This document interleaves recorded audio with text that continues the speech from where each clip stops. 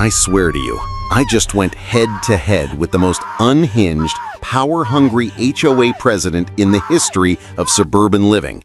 And I won, thanks to a homemade glitter bomb that turned her the color of an atomic sunset. See, I live in this place called the Preserve at Willow Creek. It's supposed to be idyllic, right? Green lawns, quiet streets, except for the little tyrant running the show, Veronica Slade. Veronica, or Ronnie as the community called her, ruled our little pocket of suburbia like a hobby dictator, armed with a clipboard and an almost pathological need to control things that didn't matter. Vague rules, real fines. My kind of life, the quiet life, revolved around keeping my head down and ensuring my hydrangeas stayed the correct shade of blue, because God forbid they drift into lavender. The whole thing started over a pair of sneakers, my Nebula Drifters, limited edition, deep indigo with these iridescent silver streaks, a holy grail for collectors. I shot 100 photos, boxed them up, the empty box, mind you, the shoes were safe inside, and left the shipping carton out for the courier pickup. The next morning, the box was gone. I shrugged, figured the courier came early. 2 days later, I was out tending my basil, a plant Veronica probably deemed too flavorful, when I saw him. Brandon Slade, Veronica's teenage echo, swaggering down the sidewalk with that perpetual smirk. And on his feet, my drifters, the deep indigo, the iridescent streaks, and then I saw it, that tiny telltale scuff mark on the left toe, something that happened the moment I first tried them on in my living room. My heart went cold. Those were my shoes, my $400 prize, walking away on the feet of a privileged little jerk. He caught me staring. He looked down, then back up at me, and gave me the most smuggest, most utterly punchable grin you have ever seen. He knew. He absolutely knew. He lifted his foot, admired the shoe like a piece of abstract art, and then winked at me before laughing with his friends. The rage was immediate, a furnace blast in my chest, but I knew the drill. Confront him, he'd cry foul. Mommy Dearest would appear, screeching about aggressive planting. And suddenly I'd be the problem. My old friend Leo always told me, Ethan, don't give them a reason. Don't swing, trap them. So I stood there, basil dripping onto the pavement, and watched my possessions walk away. This wasn't just about sneakers anymore. This was about a bully who thought he could take whatever he wanted, backed by a mother who ran our neighborhood like her own private kingdom. The game was officially on, but I had to be smarter. That meant building a case so solid, so undeniable, that even Veronica couldn't wiggle her way out of it. I started my log, a crisp, new notebook, dark, official-looking ink. The Slade file, I labeled it dramatically. Date, time, shipping confirmation, the scuff mark sketch. It was cathartic. I was no longer a victim. I was an investigator. And the universe apparently thought my file needed more content, because the Slades were just getting warmed up. After the drifters, it was like I had a target painting on my house. An official HOA violation notice taped to my door. My crime? My garden hose was improperly coiled. A $75 fine. Paid it. Logged it. A week later, my mailbox flag was left up for more than 24 hours. Another $75. Another entry. Death by 1,000 paper cuts. Each fine was small enough that fighting it was more trouble than it was worth, which was exactly the point.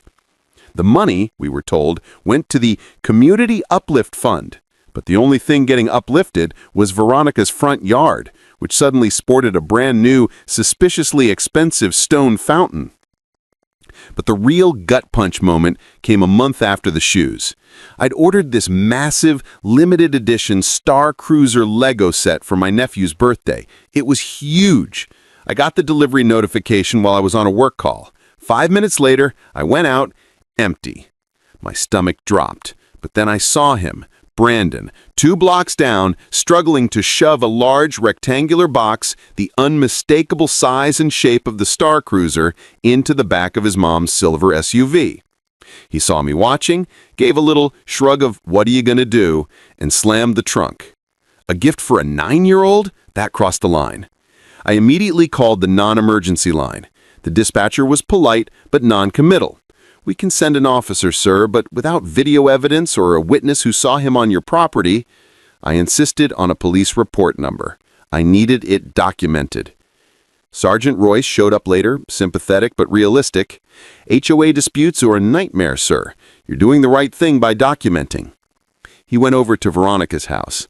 I watched as she emerged, feigning shock, hand on her chest, looking like the patron saint of perfectly manicured lawns. A few minutes later, Royce came back. She denies everything, of course, says her son was just cleaning the garage. "No box in the car now. My hands are tied." But he gave me what I wanted, case number PC 809. I wrote it huge in the Slade file. A small victory, but crucial. I now had an official public record. The sergeant's words echoed in my head.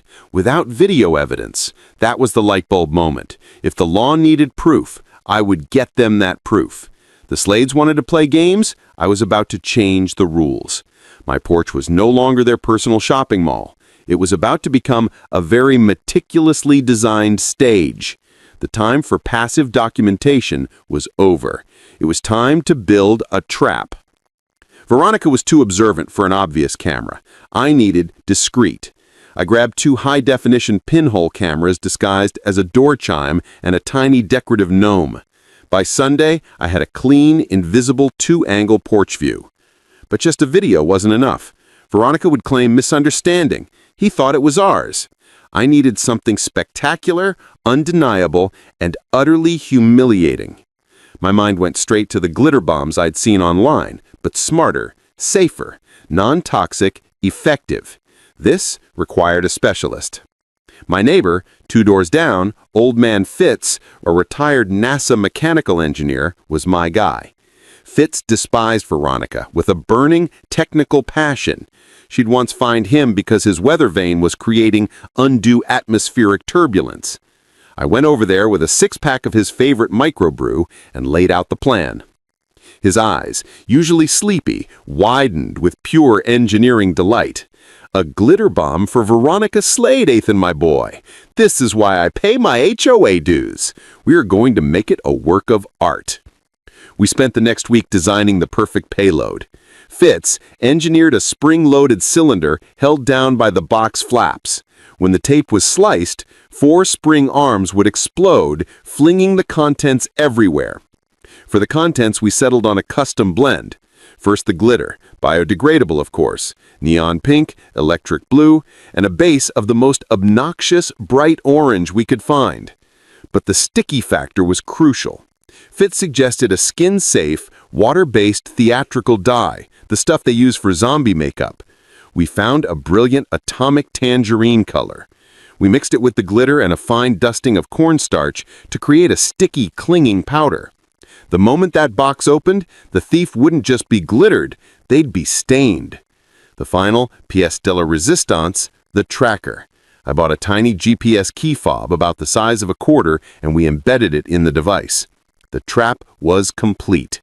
We placed the mechanism inside a generic cardboard box, printed a fake shipping label for a high-end French press, and placed it on my porch, centered perfectly in the camera's view. I settled in to wait. It was like fishing, but instead of bass, I was waiting for a Slade. Every car, every shadow made my heart jump.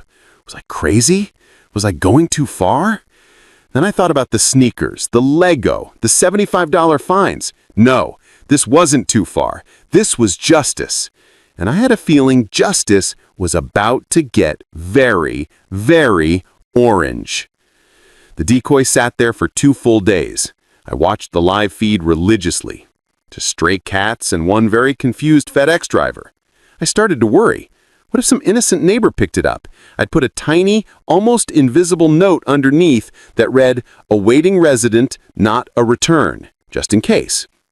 On the 3rd day, late afternoon, the sun casting those long, dramatic shadows, she showed up. It was late afternoon. The sun casting those long, dramatic shadows, she showed up. Her silver SUV pulled up to the curb. Veronica emerged, clipboard in hand, doing that slow, deliberate walk, pretending to inspect Mrs. Delacroix's petunias next door. She glanced at my porch, her eyes lingering on the package for just a second too long. It was the worst acting I'd ever seen. She was trying to look casual, but she moved with the predatory stillness of a shark that's just spotted a seal.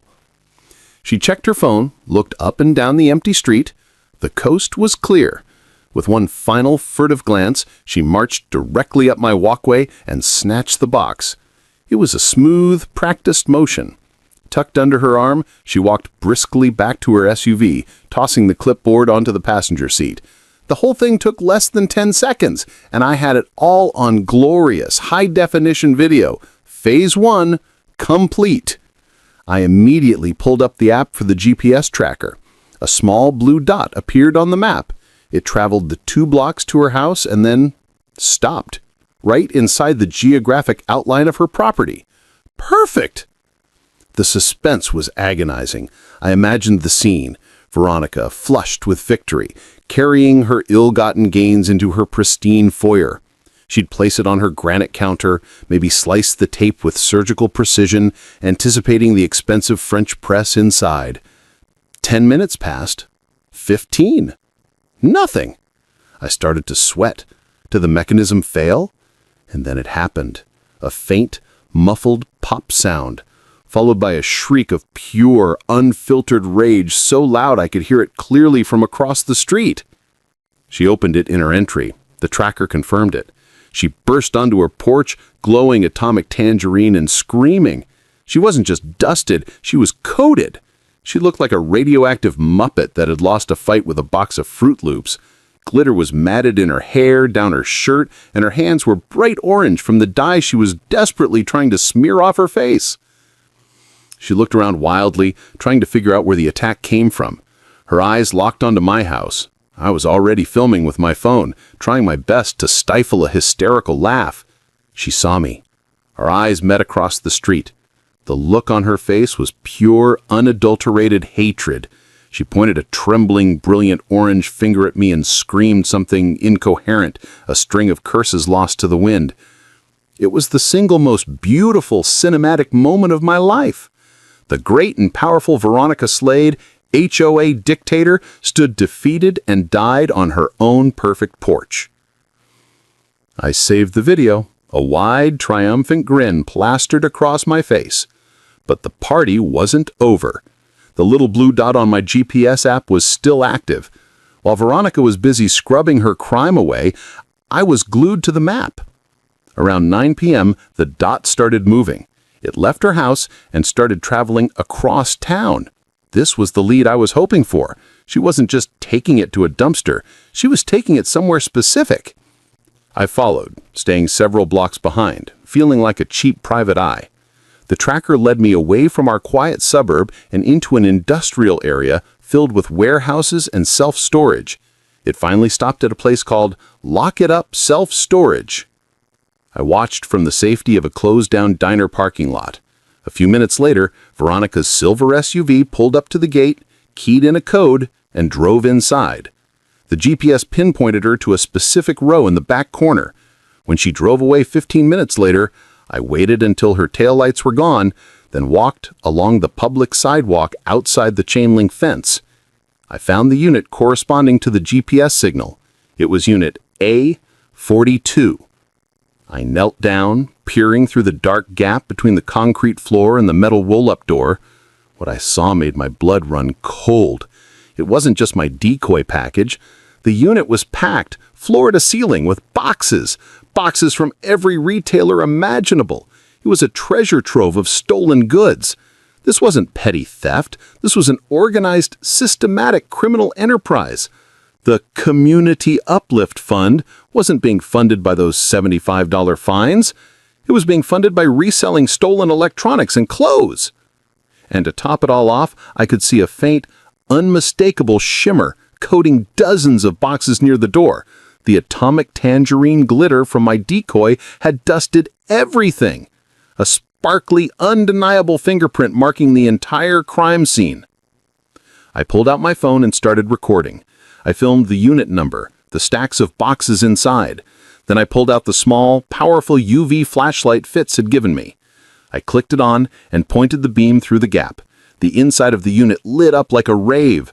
The lock and pull bar glowed, dusted with the same UV powder that covered Veronica's front door. I could see a clear trail of glowing specks leading from the unit back toward the main driveway. Veronica had left a magical, invisible breadcrumb trail of evidence. I had everything. The porch video of the theft, the GPS data tracking her here, and video evidence of a storage unit full of stolen goods. I called the non-emergency line, updated my case number, PC 809. I believe I've located the stolen property and a whole lot more, I said, my voice steady and calm.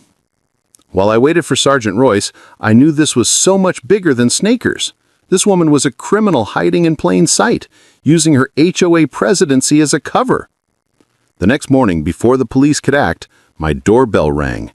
Standing there were two massive men in black polo shirts with a cheap embroidered logo that said HOA Compliance. They were Veronica's hired muscle. "Ethan Bellwether," the refrigerator-sized one rumbled. "We're with HOA Compliance. Miss Slade has received a complaint about unauthorized surveillance equipment on your property." I had to admire her nerve. Even with her empire collapsing, she was still trying to use the HOA to intimidate me. "I don't know what you're talking about," I said, leaving the chain on, "and I've never seen you before. If this is official, send a letter." I started to close the door, but the big guy put his hand on it. "We're not done here," he growled. I remembered Leo's advice. Stay calm, don't give them an excuse. I took a small step back, pulled out my phone, and hit record. "You are preventing me from closing my door, and you are refusing to leave my property. I am asking you to leave now." Just then, my neighbor, Mrs. Delacroix, came out to get her mail. She saw the goons, pulled out her own phone, and started recording. The sight of a second camera rattled them. The big one lost his patience and shoved me hard against the gate. "You think you're so smart with your cameras?" he snarled. But Mrs. Delacroix's voice boomed from the driveway. "I got that. I got the whole thing on video. That's assault." The two thugs froze.